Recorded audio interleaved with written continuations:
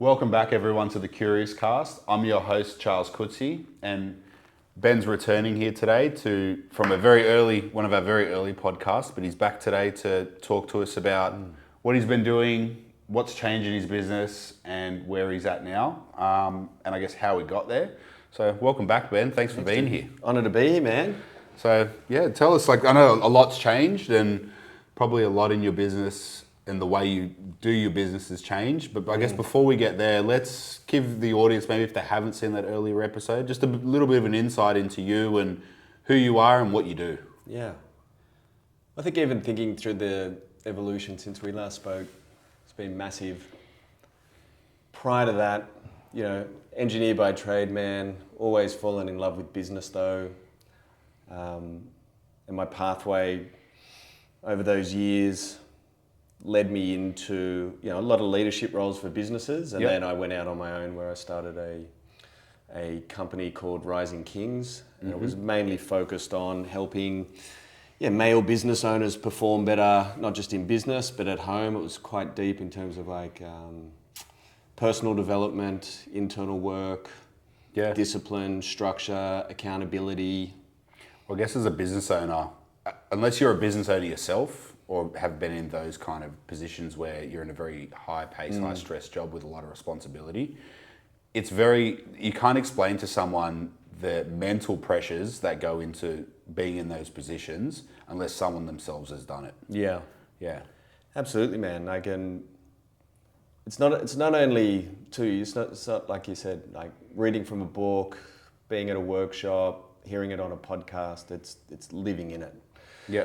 And so that led me into building Rising Kings. I had Rising Kings for the last 9 years. Yep. And I handed over the reins of that to the brotherhood that I'd built at the end of last year because for 2 reasons. One, it was pretty complex, man. I had 3 different products that were working through there. I had 60 men under my under the brotherhood. Yep. That's a lot. For an individual. I'm 47, dude. And I felt where I'd come in terms of my evolution as a business leader. I was kind of at my ceiling. I'd been running this program for, like I said, 8 years, 9 years. And it was time for me to evolve. And I felt, hey man, if I'm not raising my standards, my evolution, my growth, I'm actually letting these guys down on that level. So before we get into what comes next after that, there's something I want to touch on here that is really important for our audience to know, and that is, I guess this comes back down to your business acumen and being able to identify these things. So a lot of business owners, a lot of entrepreneurs, they'll get to a certain point in their business where they hit a ceiling. They either don't realize it or they ignore it because they're so emotionally attached to what they've built. Yeah. And it's like, well, maybe it's time for me to do something else and for this thing to evolve into what its next thing. It's got a life after me. And that's really interesting that you've brought this up because I speak to so many business owners and they get to that level and they kind of get stuck in a rut where they're not growing anymore, they're not really going anywhere, and they're just stuck right there. Yeah. So what were the identifiers for you that were like, okay, I need to move this on. Yep. This is now we've built this this great thing. I've helped all these individuals over all these brothers over these years, and now I'm at a place where it's time for me to evolve. What were the identifiers for you? Dude, it was an 18-month process. I'm going to reflect back on it. The first thing was really thinking about how am I feeling doing all this? As I said, I started to analyze what am I here for? The big questions, man. What am I here for? What am I doing? What am I bringing to the table? How is this helping the men? They were all great, but the part that was missing was I wasn't loving what I was doing anymore. The business was good, man. It was a 7-figure a year coaching business that I'd built. Like I said, 60 guys going through at any one time. But I personally wasn't evolving anymore. I run this thing on autoplay. Yeah. It wasn't, because I work with a lot of business owners who get into a position where they hate their business. They want to let go of their business. I just want to change industries, etc. We do some work around that, but mine wasn't around, hey, I don't like what I'm doing. Mine was like I said, man, like if I spend another 5 years doing this, how do I personally grow? Like, where's my challenge? Where's my growth in this? And so through those 18 months, man, it was a lot of, like my tool is journaling. Like I do a lot of journaling. I would say I was spending 3 to 5 hours a week of deep journaling questions on myself around this. Because it's a big move. And as an entrepreneur and a business owner, how important is allocating those times of self-reflection, whether it's journaling or just, I don't know, whatever your outlet is? How important is that as an entrepreneur to make sure that you're doing that? It's mandatory. Yeah. I'm yet to hear and see a successful business owner who doesn't make time to do what I call like deep thinking. Mm-hmm. Like really getting deep into like what is the problem your business solves? Like down to that level. Like, and why is that a problem? Why and how are you solving it? How are you solving it most effectively and efficiently? Whether it's through journaling or alone time, and I can contest this myself, is when you find that outlet and it gets quiet, there's so much clarity that you otherwise don't have. Yeah. When you're in the day-to-day of your business and you're running, you're dealing with staff, you're dealing with we're dealing with bills, dealing with your tax bill, we're dealing with, trying to make more money. You get caught up in the day-to-day, no matter how good you are. Yeah. And you don't see the clarity of the way forward. And sometimes it happens really quick. Sometimes it takes a long time. So it's just interesting, I guess, how you've gone through that process and that journey to get to where you are now. Yeah. Well, business at the end of the day, man, is a series of decisions. Yeah. I think as the leader, as the founder, as the owner of a business, your whole role is to make the best possible decisions as you're moving forward. Yeah, day by day, with all the things that are coming up, you've got to make the right and best decisions. You've got to have clarity for that. You need a clear mind. Yeah. You need clear thinking. You need vision of where it is you're going, why you're going there.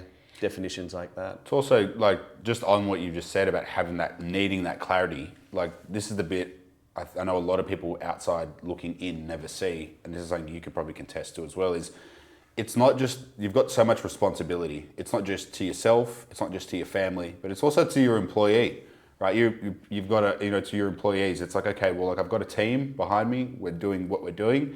But now, like, I've got to make the right decisions because whatever I do, it doesn't just affect me and my family and my business.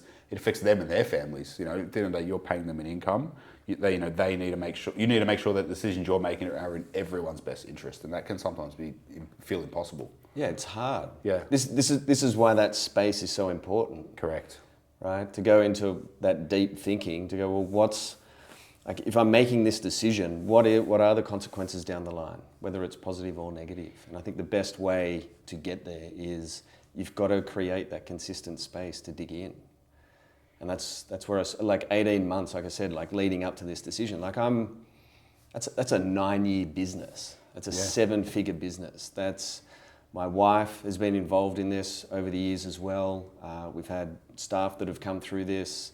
There's close to 1,500 men that I'd worked with over that, close to a decade. And I can contest. I've been to one of your workshops, one of those days that you ran, and it was amazing. Like the clarity I got out of one day in one of those workshops was like something that would take me otherwise like maybe a year to figure out. It was like, I just had this time surrounded by other individuals that are in the same headspace as me, doing similar actions and things in their own industries and their own respective businesses, and it just gives you've got that right environment, you've got that right time for clarity. And what I got out of in that day, I probably was more than most people get out of a year. I appreciate that, man. Yeah, so that's a bit of feedback for you, I guess. So but it was good. Like if you did another one, I'm sure I'd be. Yeah, I'm very passionate about this space. Yeah, and so that 18 months, like to lead me to where I've gone now with this programming called CONSILIUM, which is like an advisory group, is very specific around, men who are running, they've broken through the startup phase, like most of these guys are 3 mil to 30 mil rev a year, right? So they've broken through that, they've got a team and they've got a young family at home. And the biggest problem I saw with these guys is they got a good business vehicle, yeah, like that's generating revenue, profit, not so much with some of these guys, but like that's what we're working on. But they've got it to that point. They're not living a great life.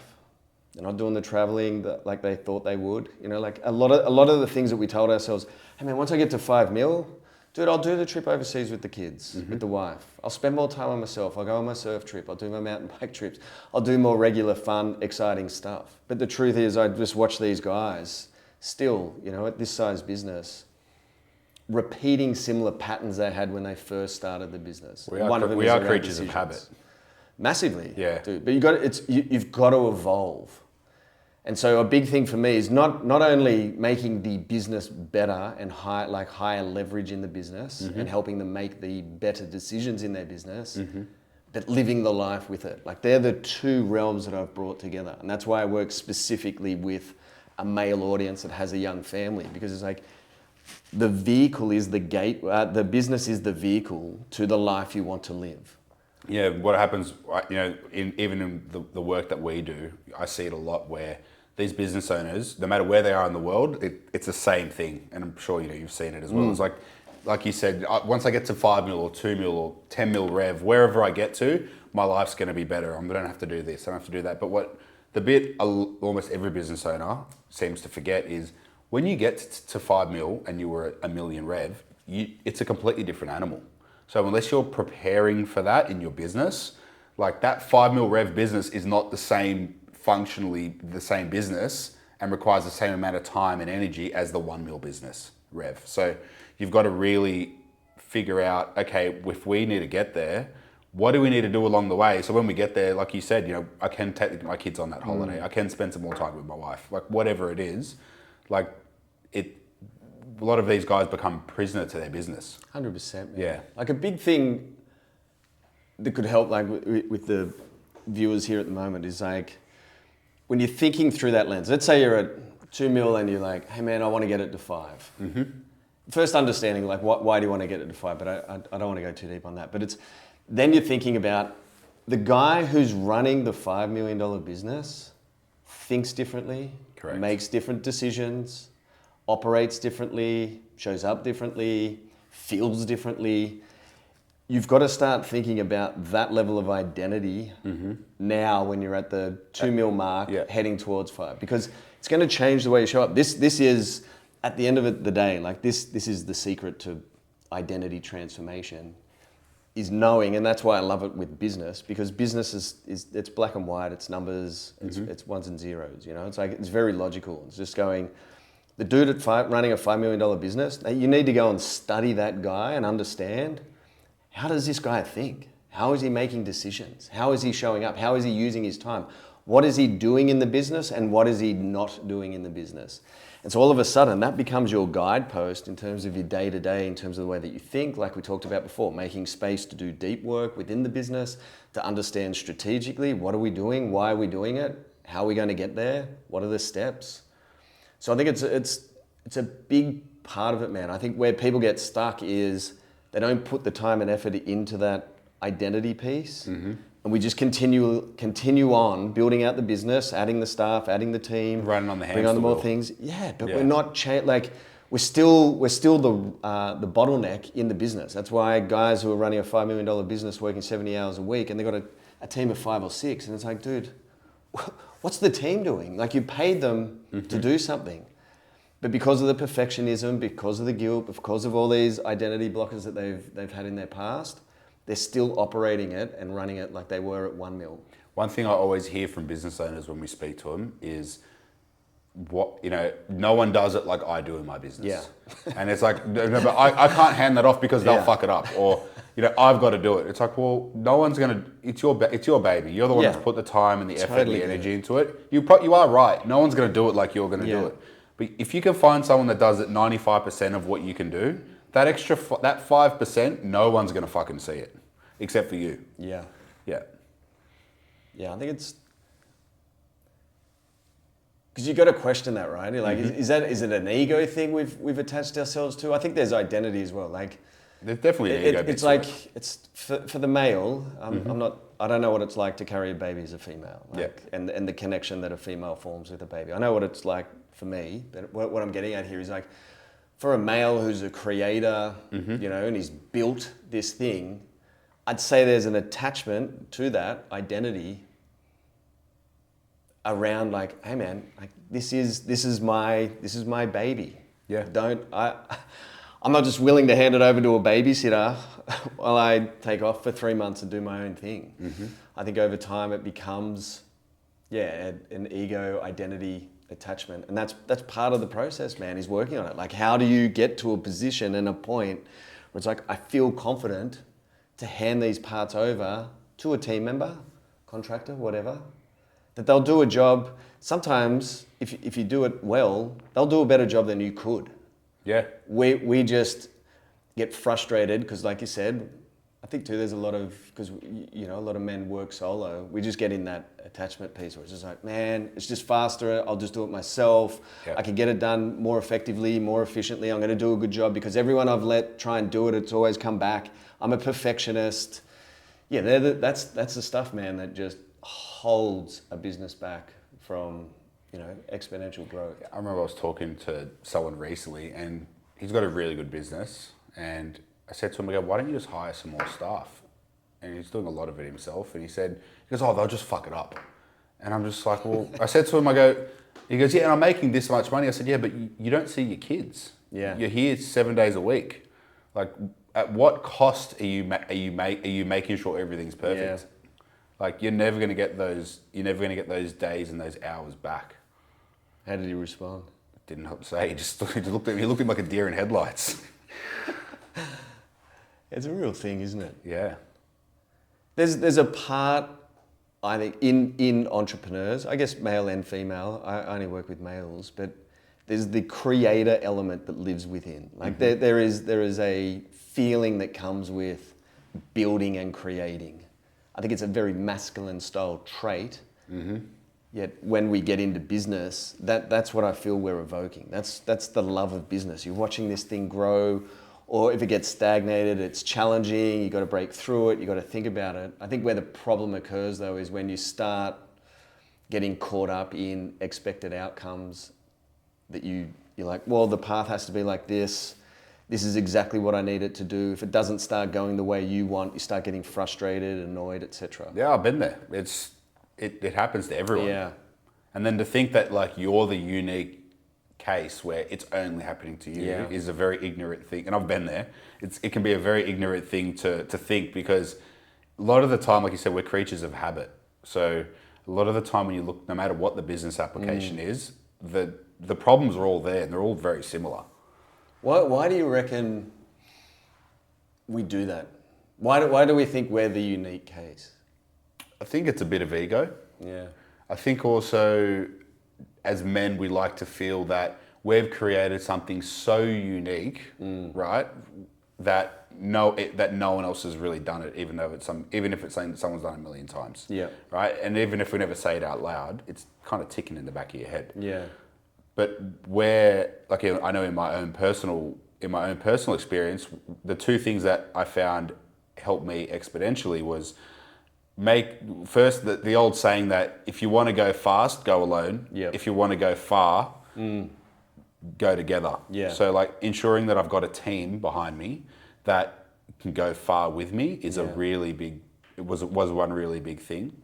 And then the second part of that is telling myself I'm not the unique use case. There's a million other people that have been through the exact same, million other men that have been through the exact same things that I'm going through. Yep. So it made me think, okay, I need to look outwards and look at, okay, well, if someone's been through this before, where did they fuck up? How did they fix it? And what can I learn from their use case? Because there's always a lot of parallels there. That's what I found worked for me. Dude, I think it's like that power of advisory. Again, that was part of the transition. Like it was mass with Rising Kings with 60 plus guys coming through at any one time, down to like max 30 in this new programming. Like that's all I'm doing because of the advisory. Exactly what you said. Being in the room with the right people who are on a similar pathway, but might be a couple of steps ahead, or you might be a couple of steps ahead of one of the brothers, and you can help them, which always feels good. Yep. And you always learn when you reflect back. And then, yeah, being in a room with others that have been on the path like a couple of steps ahead. So tell me, Ben, like where does this differ as far as like a service offering from where you get involved and what you offer to these individuals? How does your new advisory differ from Rising Kings? Yeah. Like I said, man, Rising Kings was very specific on structure, routine, discipline, accountability, driving a man back to that base level, like guys who had fallen below base, maybe they put on a bunch of kilos, they weren't happy, they're unfulfilled, maybe they're going through a breakup in their relationship at home, bad habits have slipped in, they're not operating where they know they could be, and it's below base, like they're not even at base level. Rising Kings was driving men back up to that base level, pushing guys up a little bit further. This work that I'm doing now is like, you've got to be at base level even to come in, right, with the application. So you're saying, I guess what you're doing now, they've already got the fundamental bit sorted as far as that foundation, and it's the next bit they need help with. Essentially, it's like stage 2 of the stage 1. Yeah, so it's like I don't work with guys who are just starting out in businesses either, because at that point, like you said there before, like you want to move fast, so you're going to probably move alone at that point because you just got to get a lot done just to ramp up to get to your first mil, second mil. Once you get there though, then we're talking about a different beast altogether. Like you've got teams, so there's opportunity for leverage, etc. This work that I do, like I'm big on 2 core pillars, which is clarity and simplicity. I feel one of the biggest problems with business coaching, masterminds, groups, implementation, all the things that are out there at the moment is they're just very complicated. It's just stacking more complexity into an already complex model, like in terms of the business.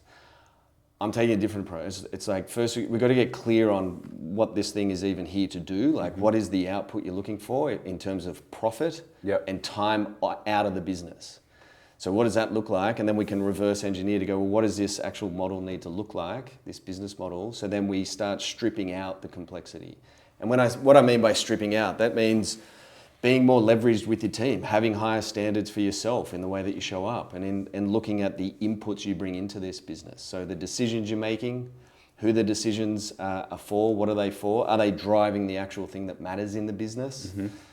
Leaning back on the team, like don't be the bottleneck where it's like, oh, I'll just sort this out, and you've got a team that you're working at like 50% productivity. It's like, man, you've got to hold the line here. You've got to be stronger to be able to hold that line, lift the standards that I can really lean in on this team. And then part of it, like I said before, man, is you want to live the life. Yeah. It's all good to come into a business program and go, hey man, we just talk about business 24/7 and let's just crush it and scale business. Don't worry about the travel. Don't worry about the fun. Don't worry about the wife and kids. Let's just scale the shit out of this thing and then we'll deal with it.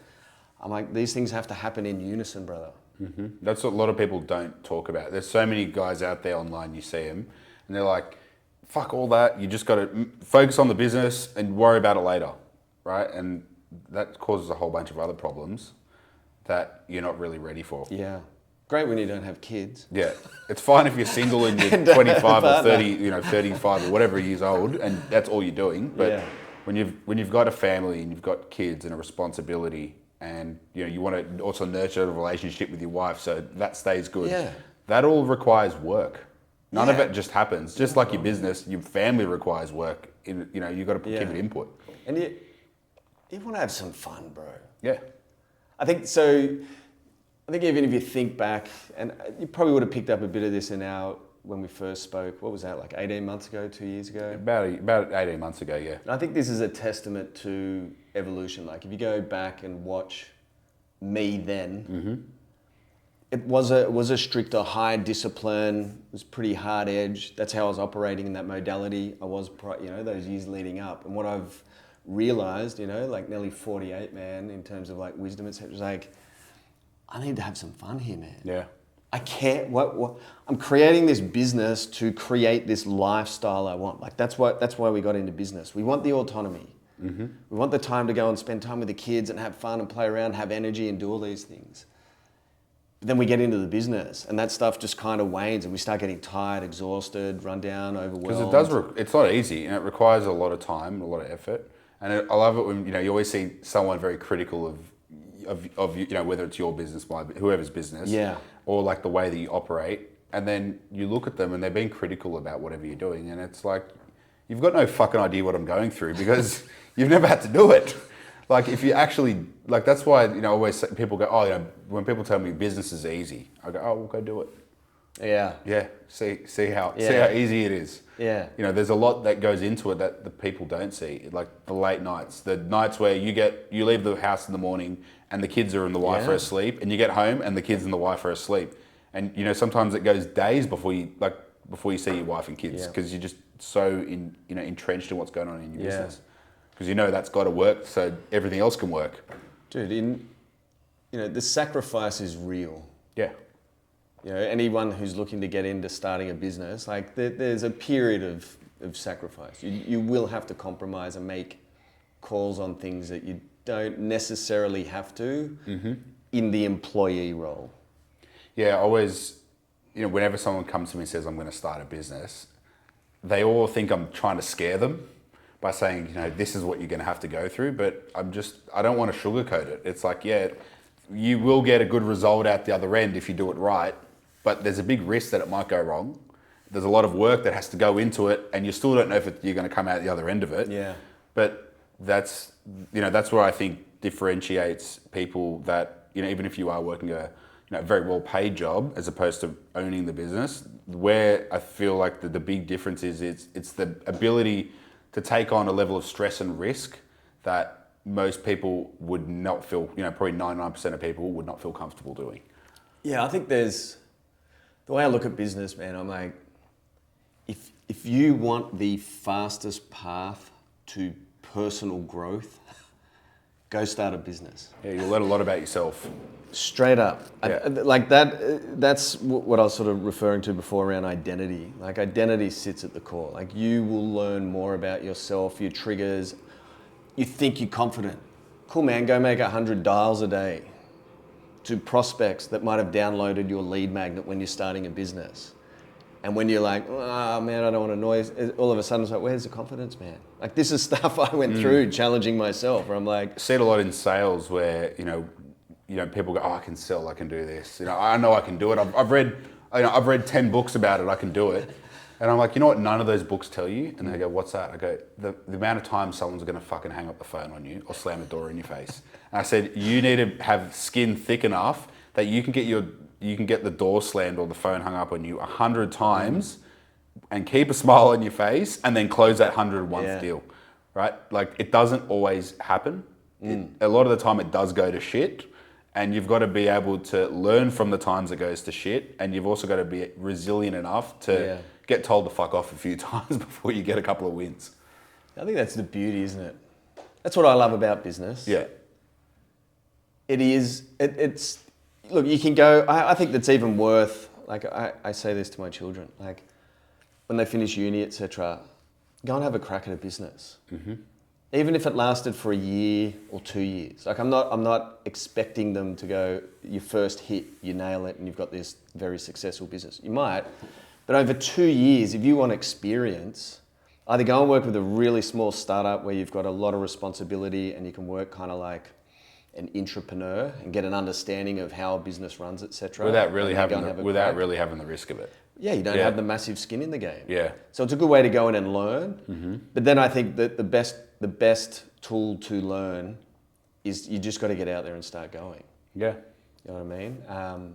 I think it's confronting. I think it's challenging. I think it's a beautiful process. It's not for everyone to run a business. You know, having to worry about where your next paycheck comes from, worrying about every quarter you've got to pay that big ATO bill, you know, that comes and they're relentless. And, you know, everyone that's watching this podcast, including probably me and you, can contest that you know, the ATO is fucking relentless, right? So, you know, those are things that you have to deal with. Obviously, there's the other side where there's the bit that everyone romanticizes of like, I run my own business, I can fuck off whenever I want, I can go hang out with my kids. That's great, but it's like everything you've got to, there's a yin and a yang, you know, like there's... For sure. You've got to deal with one bit of it to get the other bit. It's never just all... Well, I don't think many are getting that other bit. No, and the ones, and that's why I guess where you come in, like there are a lot of guys that, and women that go and start a business and you know, they do all this bit quite well, and they Yeah. deal with the stress management. They deal with making sure the staff are paid, the tax bills paid, the super's paid, they're paid, you know, their families Yeah. looked after. And then they forget to do, even though they got into it to do the good bit, they forget about it somewhere along the way. They forget how to do it as well. Yeah. You know, and I think there's a fear that builds up around, well, if I don't keep driving this thing at the level I've been driving it at, it's going to collapse, it's going to fall. I remember the first time that I stepped away from a business and I was so fucking stressed. I was like, I'm gonna come back and the shop's gonna be on fire, right? Yeah. I got back and I'm like, oh, it's like there's some shit I got to sort out, but like it's still here. Yeah. It's okay. I could do this again. But it's that realization that unless you just do it and you kind of almost had to throw myself into it, that I was like, oh, okay, well, yeah, this is okay. Yeah. Yeah. Totally agree, man. So yeah, I guess for the audience, and I guess for me as well, because I've only know bits and pieces. Yeah. Tell me, like, there's a lot of guys that put themselves on this stage where you are now of, hey, I can help you with your business, with the life bit. But give me, myself included, give us a bit of an understanding of what gives you the ability and to be on that stage and be that person. Because there are a lot of guys online that I've seen them before and I'm like, I've seen this guy's course he's trying to sell or whatever coaching he's trying to do. And I'm like, I know you and you're a fraud. Like, like just straight up. There are. You know what I mean? Like, I know you've never run a business and you're here trying to tell me how to run my business. Yeah. Because, you know, you went and watched a Tony Robbins video or did something like that. So like tell us a little bit about yourself, your business journey before Rising Kings that has allowed yourself to go onto that stage confidently and help these men. Yeah, dude, the first business I ever launched would have been 2006, 2007. I had a business called MeSurf, right? So I was in the surfing industry. I was working as in the surfing publishing industry at that point. I was in advertising for the guys, like Australia's Surfing Life and those brands. Digital was just starting to come in, you know, like digital magazines, online advertising, banner ads, old school stuff. And I saw it and I was like, oh, how do we get into this? I tried to drive the magazines to get involved and they weren't that interested. So I just left that and went and had a crack at this digital side. It kind of evolved into a brand called MeSurf, and what we did was independent reviews of products, right? Because rather than being paid by the brands to do a good review on a wetsuit or a surfboard or a set of fins, etc., we were fully independent, and the revenue would come from, we had like external clients, so like TUIs and Forex, Hyundai, Toyota. So I created this model where it was like, and again, this was, I had no idea what I was doing, no real strategy. I just built this thing, we started getting revenue in. But the idea was like, you would have a community around surf, and then you're selling advertisers, because at that point it was all about impressions. So that was my first crack at a business, man. I had that for 2.5 years. And then at the 2.5 year mark, making okay. Like I think I was paying myself, not great, like maybe $4,000 a month. I think the business was turning over about 25K a month in advertising revenue. But then I tried to get a sales guy on board. I got an editor on board. So all of a sudden my costs have gone up. We're making minimal profit. And then Chosen One, my wife and I fell pregnant with Bodhi. And that was at the time where she's like, well, how are we going to live off $4,000? So my offer was, well, it's a lot less complicated when you don't have kids. But my offer was like, well, we'll just move down to the beach. We'll just get a caravan. We'll be sweet. I'll just run this thing from the beach. Chosen One was not into that line.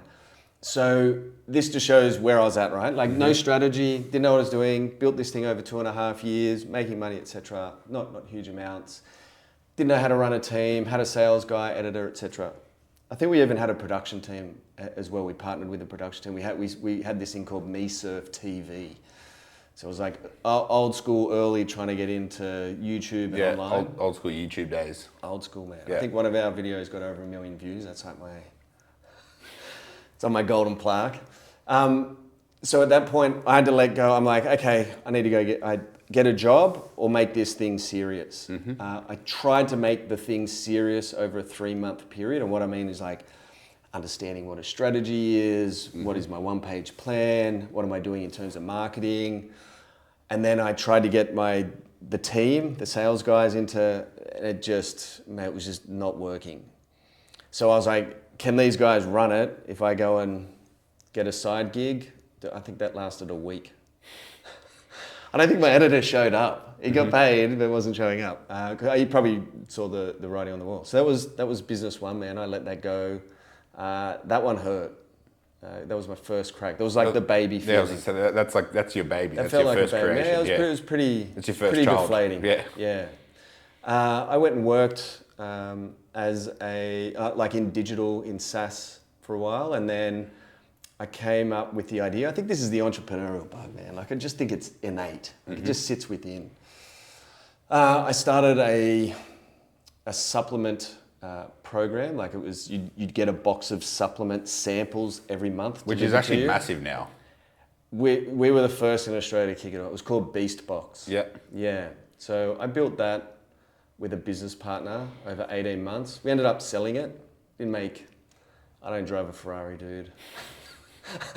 It didn't go gangbusters, but we actually sold it because some of these bigger players like Sups R Us started to pinch down on us because we weren't buying any product. We were just accessing samples and doing distribution for the brands with a mini magazine that went in there. We had I think we had like close to 600 or 700 subscribers to this thing, like paying the monthly fee.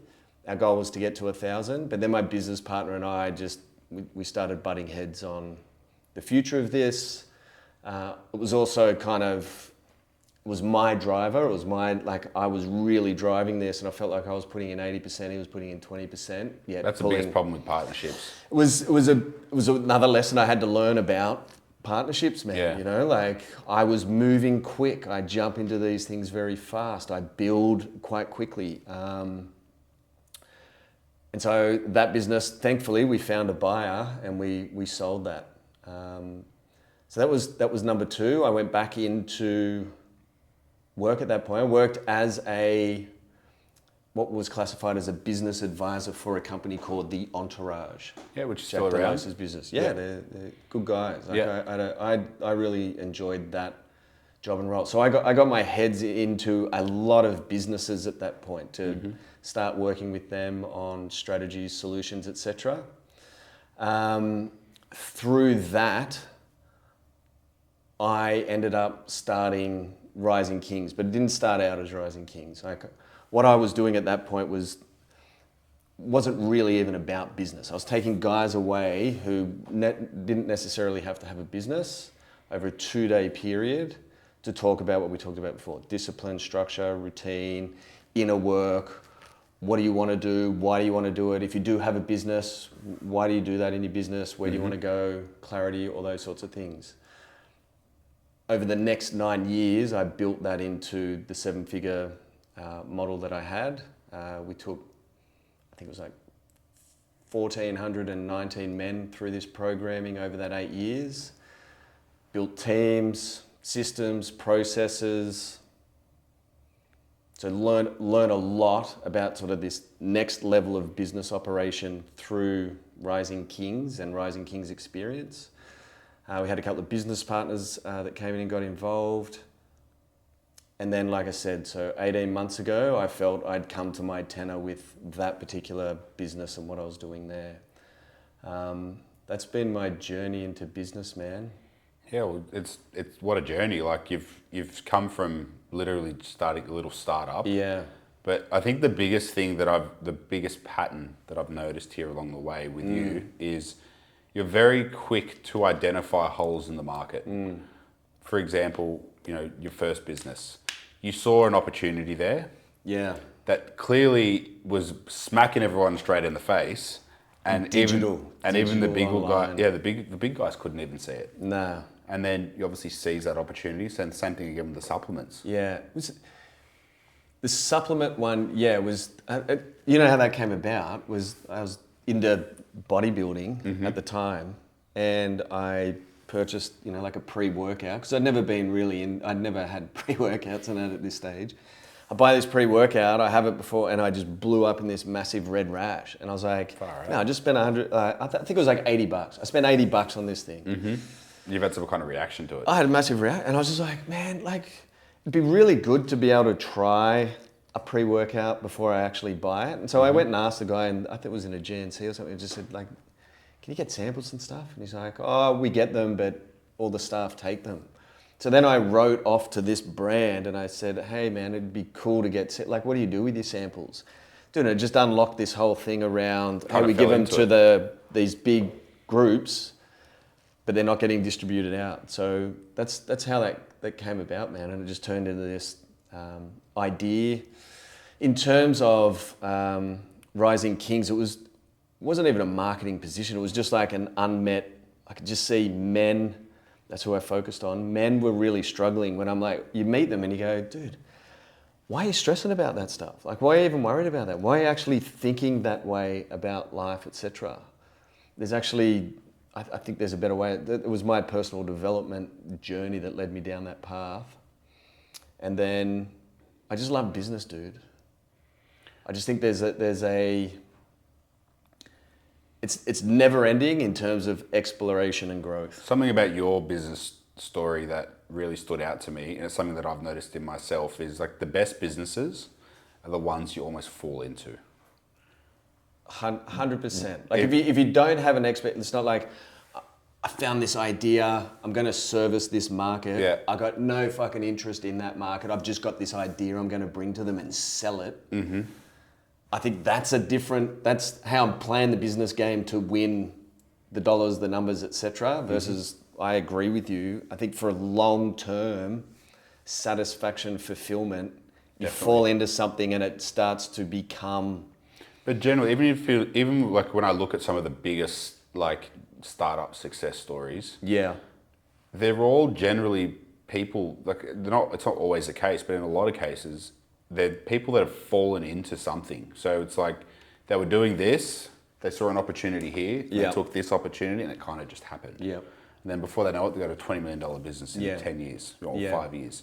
But they had no intention of even getting to that, but it's just they found a purpose and it worked. Yes. And it naturally happened, and nothing was forced. They weren't pushing, they might have been putting the effort in, but it wasn't like it was a forced action to even start the business. It kind of happened. You have to enjoy the market that you're servicing. Maybe enjoy is not the right word. You have to have a desired want to help the market you're getting involved in. A big part of it, I always say, is purpose. So if you've got a purpose to what you're doing, or you're finding purpose in what you do, it makes running a business so much easier. Because there is a lot of sacrifice and a lot of things you have to do that you don't really want to do, right? Like I said, the late nights, the big bills, all the rest of the stress. But if you've got a purpose behind what you do, whether it's helping people, helping businesses, it's servicing an audience's need that you've got a solution for, like your supplements, right? So I find when you do things like that, it makes the hard bits a lot easier. Yeah, I'd agree. I think the term you use there, service, regardless if you're in B2B, B2C, there's still some level of service you're providing, whether someone's just buying a product, etc. And I think you've got to learn, you got to find your way to falling in love with that service piece. Well, I always, a lot of people say to me, I sell a product, for example. And I always say to them that you don't sell a product, you sell the service. Even if it's a physical product that they're selling, and a lot of people can't get their head around that. And I always use, the analogy that I always use is like the luxury brands. You walk into Louis Vuitton, Gucci, any of these stores, you're buying a really overpriced bag or a piece of clothing, whatever it is, right? Because it's probably made in some sweatshop, and they're charging you 10 grand for a bag, right?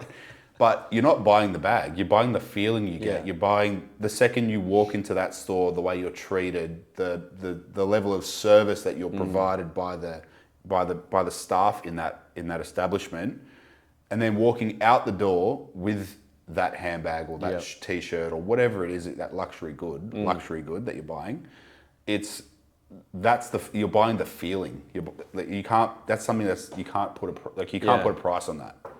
And the sense of belonging, right? Like Correct. how I bought Louis Vuitton, I'm part of the brand, and I Yeah. think if you're in branding or you're, like you said, B2C, etc., you're building the brand, not necessarily the product. And I think I agree with you, man. Like that's selling the service. But even B2B, like I know a lot of businesses B2B, and they've got really great client retention. And sometimes it's B2B, but it's a product. Yep. And then when I go and speak to the customers, as in the other businesses that are buying off these companies, I said, why do you use them? They said, look, I know I can get it cheaper somewhere else, but it's the service. Yeah. I know if I call the rep, he's here straight away, or she's here straight away. I know if there's a problem with the product, they come and sort it out with no questions asked. Yeah. Same thing, when I was managing panel shops, there was a certain paint company that we would deal with because even though it was one of the most expensive, and the quality of the product is very good. It's probably one of the best in the industry, but the service is industry leading. So if something's wrong with the product, if there's an issue anywhere, it was like, okay, call this person and within 2 hours they're here. What's the problem? Let's get it sorted. Here's some paint, go sort the problem. Yeah. How do we help you? And that's what you pay for. You can't put a price on that service. Yeah. And then like we're saying there around like the founder and the business owner, like that's the stuff where you want to get obsessive about, like falling in love with the process. Yeah. I agree, man. I think that's really important. Again, like if you're thinking about starting a business, or even if you're established in your overview business, is thinking through that lens. Like it's a good way to start thinking through your business through that lens of service. Also makes it a lot more rewarding regardless how mundane or boring it is what you do as a business. It makes it a lot more rewarding, and as a business owner or even as someone managing or working in that business, it becomes a lot more engaging because you know the purpose that you're serving for that potential client, whether it's another business or just an individual. Yeah. I think if you can get that with good revenue, profit, etc., like you've got yourself the thing that you've designed to want. Yeah, but definitely. then you got to make sure you go and do the things you said you go and do. Correct. That's always you got to be able to reap the reward at the end. So just on that, I guess at the end, like we're getting close to wrapping this up now. So just had a couple of questions that I want to ask you before we leave today. And one of them, the first one's around development. So looking back at your 25-year-old, 30-year-old self. Yeah. How old were you when you started that first business? It would have been around 30. So looking back at your 30-year-old self today, what would you want to, knowing what you know today and the life journey and the business journey you've been through, what would you want to tell your 30-year-old self today? It's gonna be all right, dude. You don't need to prove anything to anyone in order to feel like worthy, you're doing the right thing, etc. It's all good. You're gonna be good. Because I think the biggest challenge I had at 30, dude, was imposter syndrome. Then I think about it, and just not liking myself. I feel a lot of men deal with two identities like that. We beat ourselves up when things aren't perfect, whatever that looks like. Yeah. So Ben, we know what you would tell your 30-year-old self. Now, being a father, what is the one bit of advice out of your own experience that you would want to give your kids when they move into the next stage of their life and are ready to go out into the world, whether it be business or just life? What is one crucial bit of advice you would want them to take it and stick with it and run? Can I give two? Go for it. One's inner, one's out. The inner thing would be like self-acceptance, self-love. Like if you can just love yourself, don't worry about like what happens externally. If you can accept and love yourself, you'll have a way more fulfilling, enjoyable life. In terms of the practical side, it would be like just stay curious. always be curious. So it's not, don't worry about failure and it doesn't work. Just, I actually think like curiosity just opens up the whole world, man. Just be curious about whether it's business or you want to work somewhere else. Like be curious about it. Go and try it. See what comes out. That'd be my two pieces. As always, Ben, it's always great talking with you. It's always very insightful. It always goes somewhere generally pretty deep, you know, whether it's on camera or off camera. And I appreciate our conversation. So thank you very much for being here today and sharing not just with myself, but with our audience as well. A bit more about yourself and where you're at now and what you're doing. And I'm sure there's a lot of value that you've added here to our audience's day that they can probably take things away or maybe even just get in contact with you. So what we'll also do is we'll put your handle in the description on the video. So if anyone wants to get in contact with you, they can. Perfect. But yeah, thank you very much for being here today. An honor. It's been awesome. Really appreciate you having me on. Anytime. Thank you. Thanks, bro.